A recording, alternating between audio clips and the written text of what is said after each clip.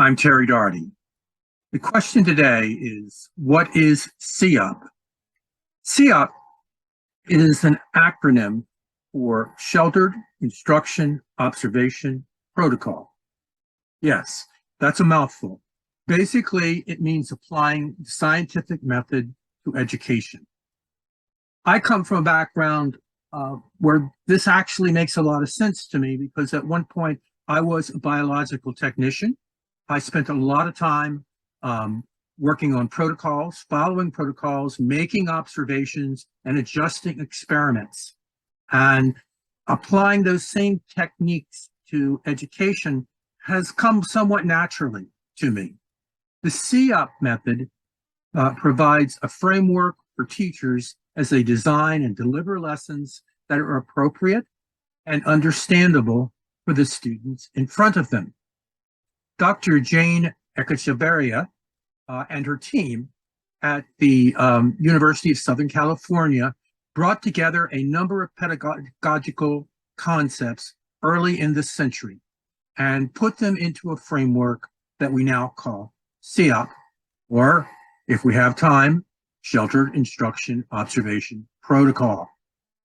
This will be the first in a series in which we examine SEEUP, the concepts underlying it, and hopefully find some useful applications in your classroom.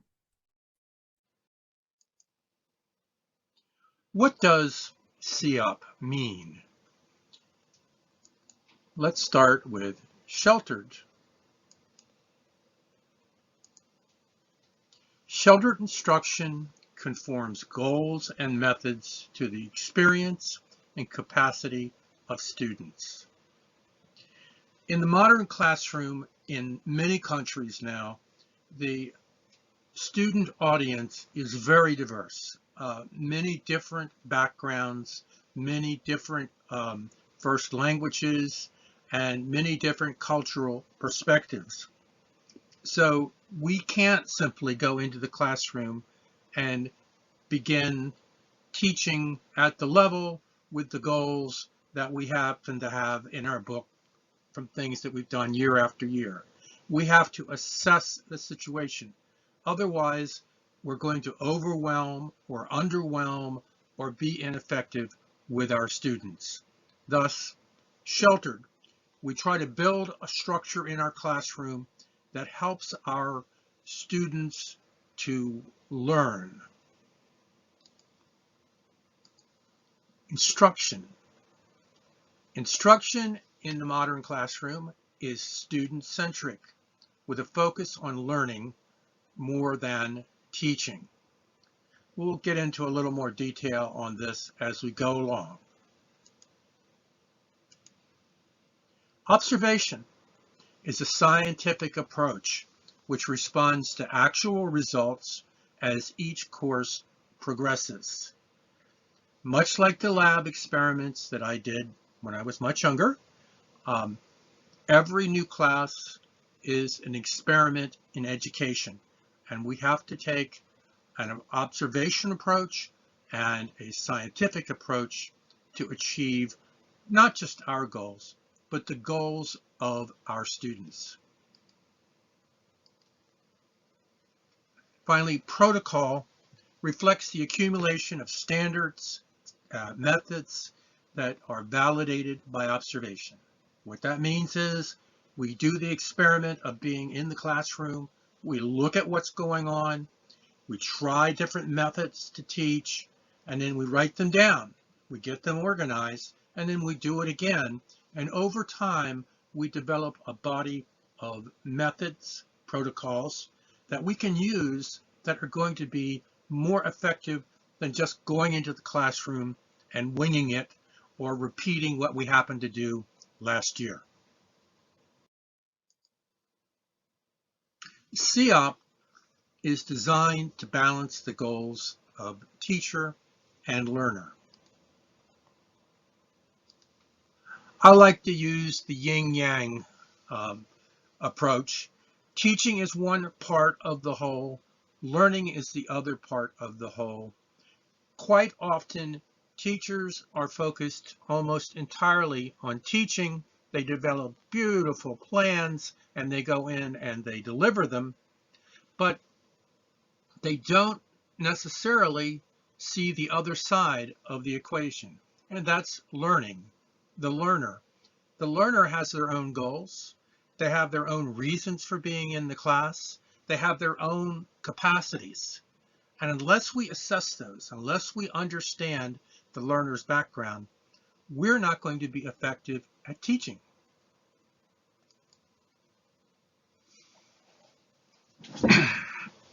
There's a couple of ways to look at classrooms, but two prevalent ways in many universities around the world, many other educational institutions around the world, is one is basically the lecture method. That is the sage on the stage. A guru steps up, tells the truth, students write it down, everyone goes away. The other is as the guide on the side. Basically, in this case, we put our students into a situation where they are learning, but they're not simply writing down what we tell them. They are doing some little experiments of their own in a guided way to find the truth rather than simply have it delivered. We all remember, we all treasure things that we discover a lot more than the things that are simply handed to us. In this series, we're going to go beyond the general definition of SEEUP. We're going to look at a series of core concepts that really make SEEUP go. One of those is background. Knowing the student's background, understanding what they can do and what they want to do will make us more effective teachers. Model. Modeling what we want the students to do, demonstrating to the students that we can do it. We're not going to simply tell them to go out and climb a rope. We're going to climb the rope and show that it can be done, and then we're going to have them climb it. Practice. That's them climbing the rope. The only way that we become good is through practice. Practice makes perfect. Application. Once we've practiced, the student has to actually apply what they've learned. We remember the things that we originate, the things that we do for ourselves.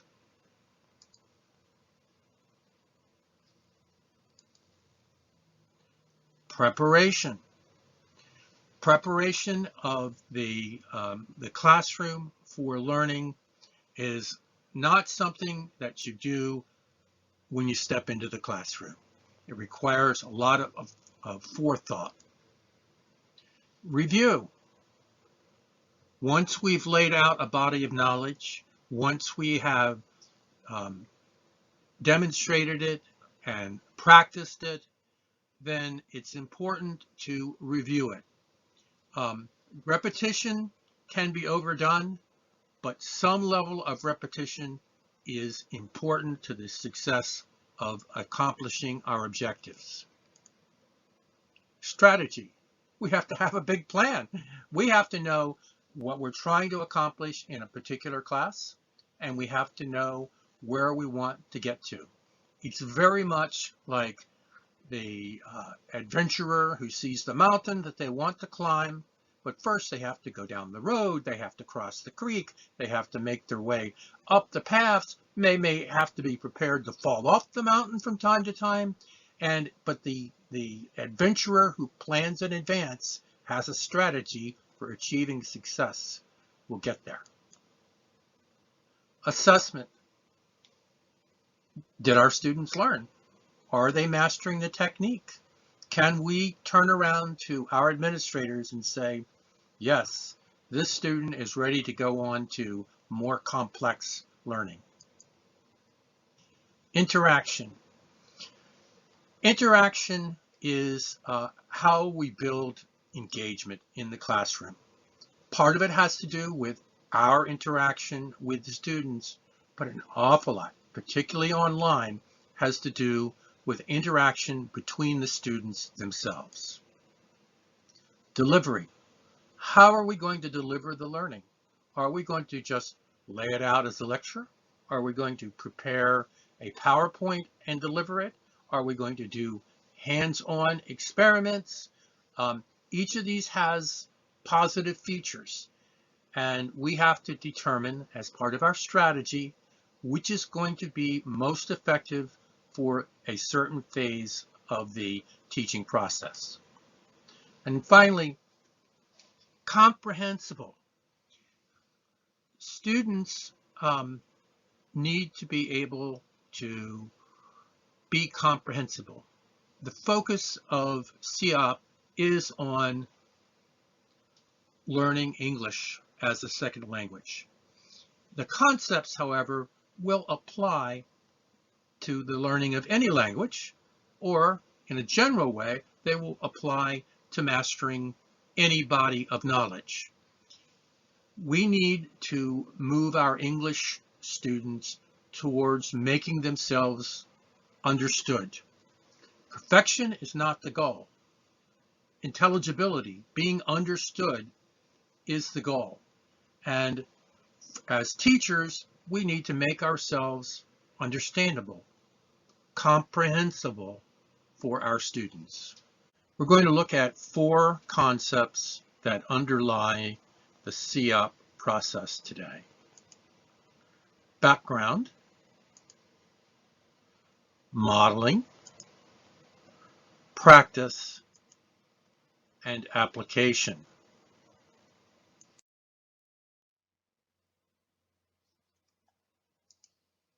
Let's look at background. We are no longer in a position to assume that we are going to have students of the same age, from the same culture, with the same birth language, with objectives of their own that are all the same. This means that backgrounds of the students that are in our class on a given day make a great deal of difference to how we're going to teach the class. We may have eager students. We may have ambitious goals. But keep in mind, we can't get where we want to go unless we know where we are now. This makes background a vital concept and a vital first step in preparing your classes. Modeling sets the standard of what is possible for students. Modeling establishes both the credibility of the instructor and the feasibility of the goal. If we're out to climb mountains, if we're out to row a boat, the first thing that should be happening is the professor needs to jump in the boat and demonstrate that, yes, we can row this boat across the lake. Demonstrating a skill or target outcome to the learner will make it easier for them to grasp the more theoretical parts of the lesson. Students build confidence through practice. Practice is where the most learning happens.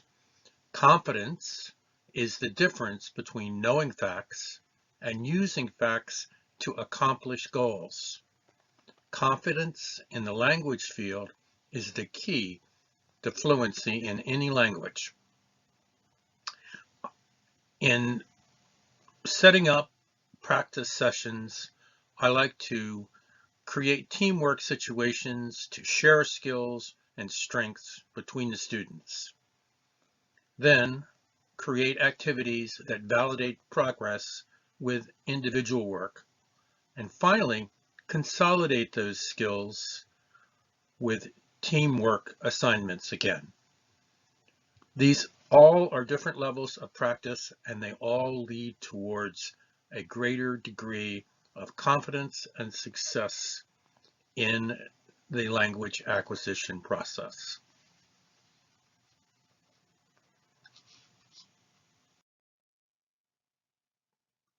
Practice can be a powerful tool, particularly if it is built around content that is of interest to the students.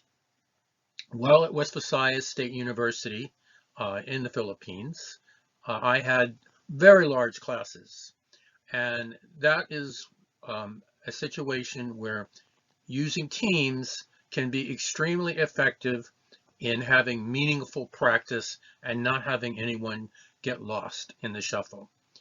This worked very well.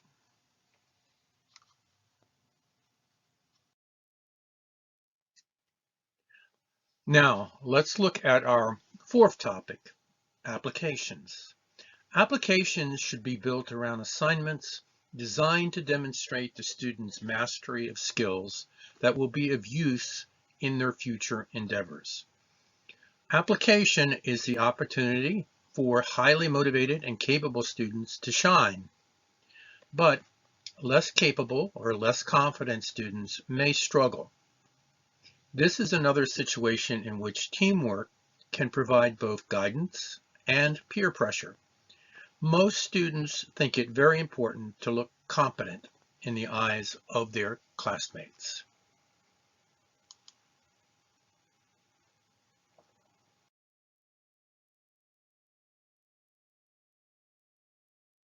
One model for applications that I have used with considerable success in both my classes at American University and in international online classes is the creation of a magazine. It may be a news magazine, it may be a prose or poetry magazine that allows the students in the class to be creative or to write about something that's of importance to them. That is the individual assignment. That assignment is then consolidated into a teamwork activity in which they create a magazine, they name the magazine, they organize it, they do the artwork, they pull it all together so that everyone is not only completing an assignment, they are being seen by everyone else in the class. And this almost always works to motivate people to do their very best work. And I have always been very impressed with the results that I get from these types of application assignments with very little input on my part. The students at this point, they've had their introduction, they've had their practice, they have had opportunities to try out the skills. Now they can basically show off their skills. And for the average college student, this is an irresistible opportunity. Where the rubber meets the road. This time around, we're going to look at 4 concepts that support SEEUP and have a lot to do with how things go. Core concepts. Preparation. All those things that we do before we walk into the classroom. Interaction. Both how we work with students and how we encourage students to work with one another. Strategy. We need to have an overall game plan. We need to know where we're trying to go. And delivery. All the various methods that we use to get the lesson across to the student. Preparation. What do our students need to learn to move forward?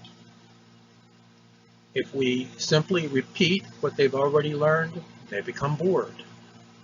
If we attempt to give them skills, concepts that are beyond their grasp, they become bored.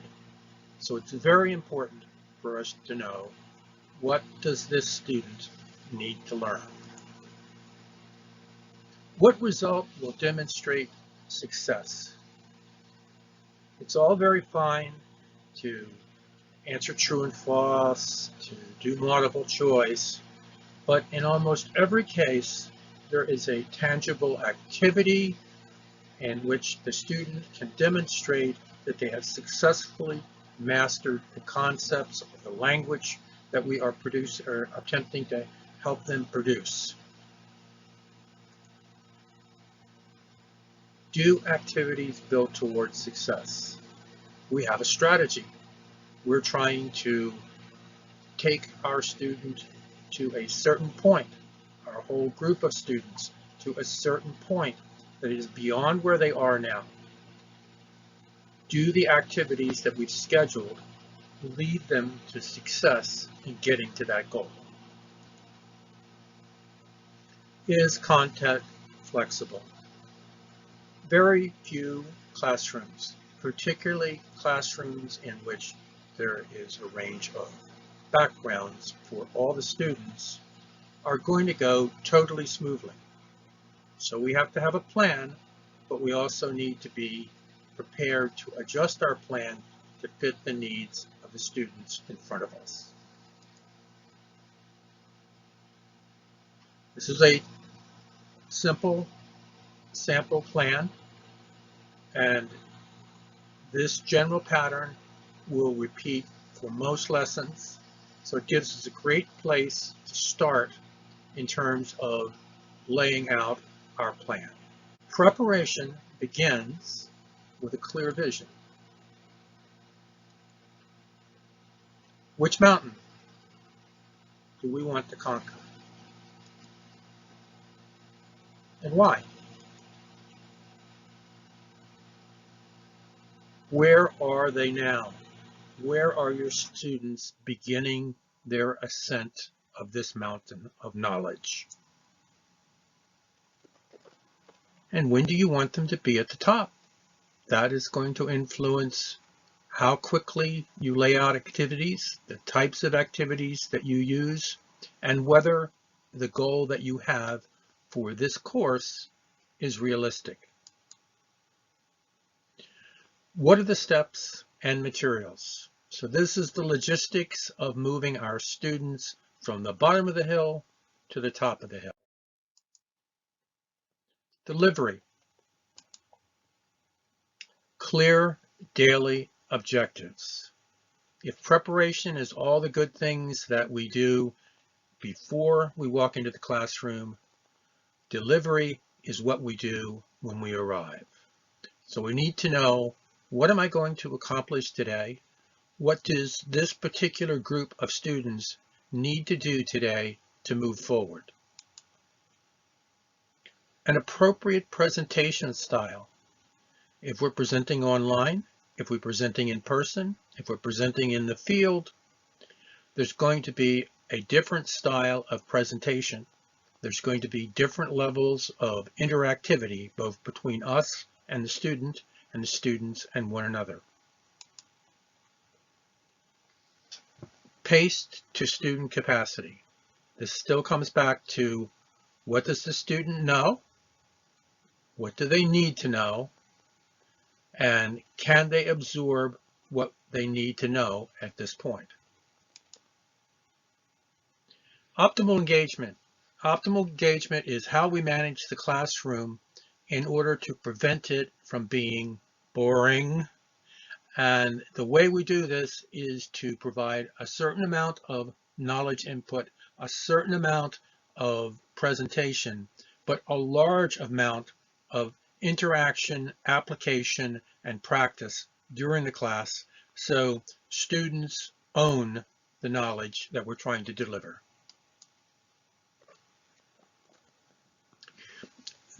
There's some controversy as to what's the best method for delivery. We know from past studies, and some of these may have been apocryphal, but the general idea, I believe, is correct, is lectures, the retention of the students tends to be about 5%. If there's reading as part of the class, they may tend to retain about 10%. If we go to audio visuals, liven it up a bit, appeal to that visual sense, we might get a 20% retention. And if we demonstrate, I remember all those great chemistry demonstrations that my teachers have done and I've gotten to do at different phases of my career. If we demonstrate, that is really the Mr. Wizard phase. That is our first big growth in ability to deliver. All of these fall under the category of passive teaching.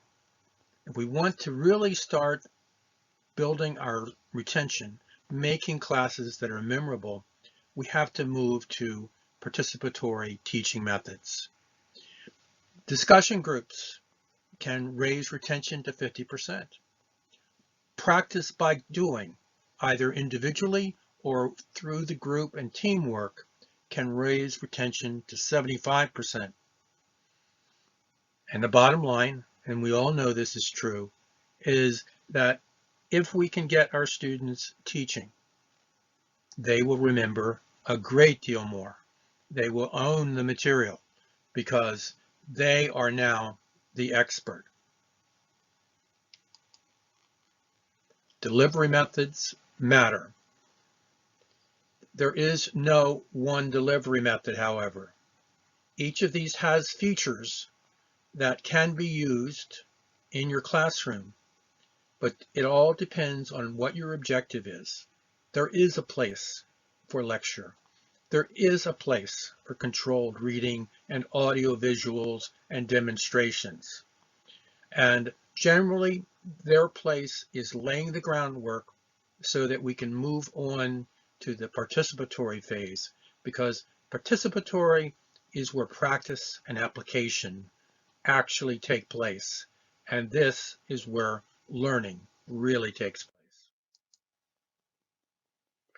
Interaction. Remember, we've got that whole interaction between teaching and learning. Both are important, they're inseparable, but sometimes, it's human nature, we become focused on just the teaching side. And we may be giving wonderful, beautiful lectures. We may be feeling really good about it. But if our students aren't learning, those lectures don't really count.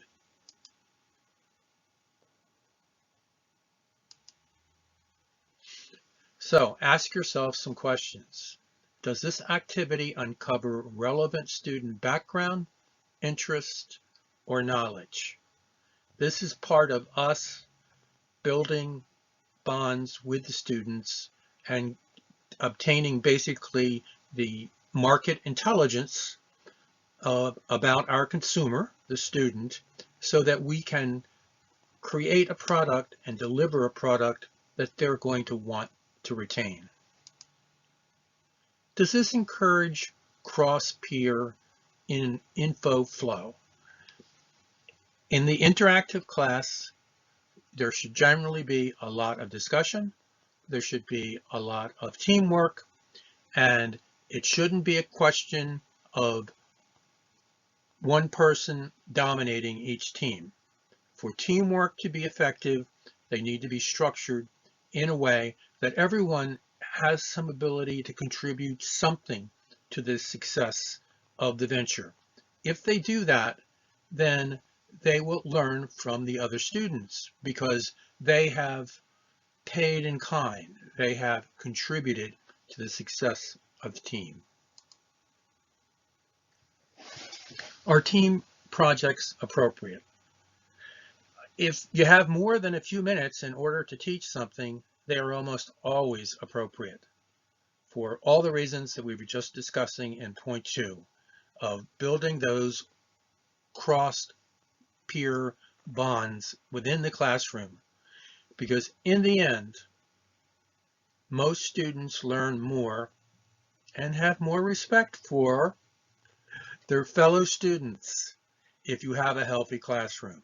So use that. Does the student have time to understand, integrate, and implement? We lay out the knowledge, we create the activity, we need to provide an adequate timeline so that student questions can be handled and so that the students can get settled in and can work together on whatever the project is, or if they're doing an individual project, we need to allow for enough time for them to complete it. So tilting towards the learner side of the equation can be scary, but it's what we need to do in order to get success, both for ourselves as instructors and for our students. Strategy. What is the big picture? What is our big plan for getting those students up the mountain? Set problems and tasks that require strategic thinking. We don't want our students simply operating in lockstep. We want them solving problems themselves in a controlled way that moves them down the path to success. Ask higher order questions. As the class evolves, our strategy is to increase the level of questions that we're asking of the students. We don't simply ask, what color is the car? We ask, what's the purpose of this car?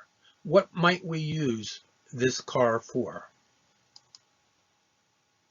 Scaffold lessons to support success. Scaffolding is all those little things that we do to ensure that our students are being successful in class.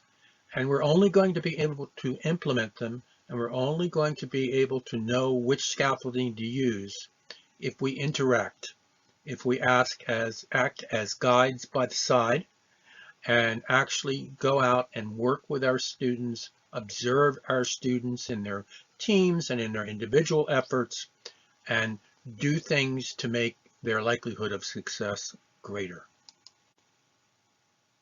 Use peers as a resource. Let's connect the dots in this pattern of concepts that support the SEEUP method of instruction. These are the last four that you'll need to have the whole picture. In this presentation, we will discuss the final four concepts that underlie the SEEUP method of instruction: comprehensibility, intelligibility, review, and assessment. We'll go into some detail in this video on each of these four key concepts. Is your instruction comprehensible? Too much or too advanced material may result in less success for the student. Less but more comprehensible instruction may help the student more. Does the student understand you? This can be evident in a couple of different ways. First, has the student been adequately prepared to receive the information that you are passing on? A pretest may sort this out. Second, is the way you speak English understandable for the students? The world has many Englishes. Just the United States has many dialects. It's dangerous for us to assume that students will automatically understand us if we're teaching in the global educational market. Your speech pace, tone, and expectations need to be at the appropriate level for the students you are trying to work with. Vocabulary and sentence structure also need to be at the same level as the students. It's a building process. You can't move forward faster than the students can absorb it and be effective. Are the tasks clear? Are they building towards your course objectives? Modeling demonstrates that things can be done. Something that the student can visualize makes it easier to retain. We're trying to say and provide hands-on experience for the student to get a real outcome for the student.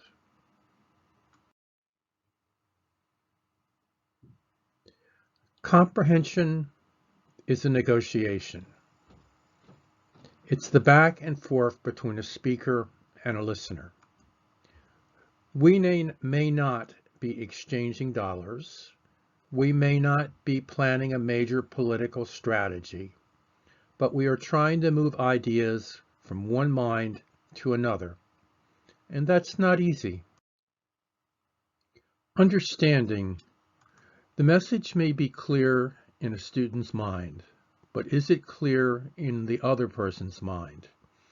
If we watch two people having a discussion, you will see that they are using their hands, they're using their faces, they're engaged in exactly the kinds of things that two business people or political people might engage in as they attempt to reach an agreement on understanding. Use the power of visuals and teach your students to use the power of visuals in communications. Body language and communications norms are all part of the package in delivering a message from one person to another. Those norms may be different in different first languages.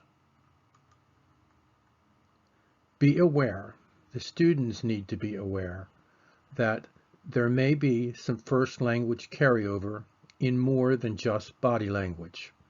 Depending on whether my background is Mandarin or Spanish or German, there are assumptions about how languages should work that will need to be managed.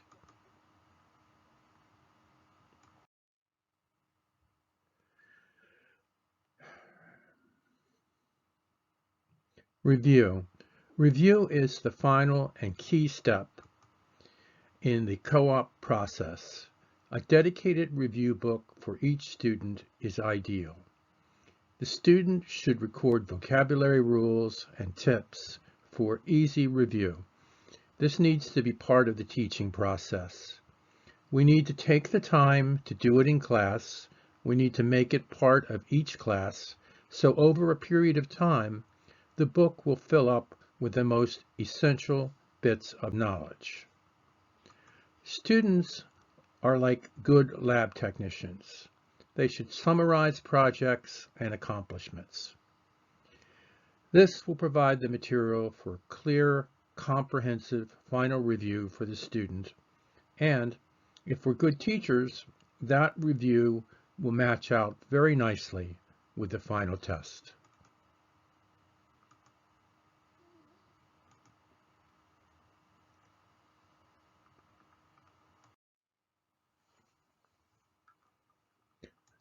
The scientific method is not just for scientists. It works for teachers too, and it definitely works for students. Record, review, and learn from your efforts.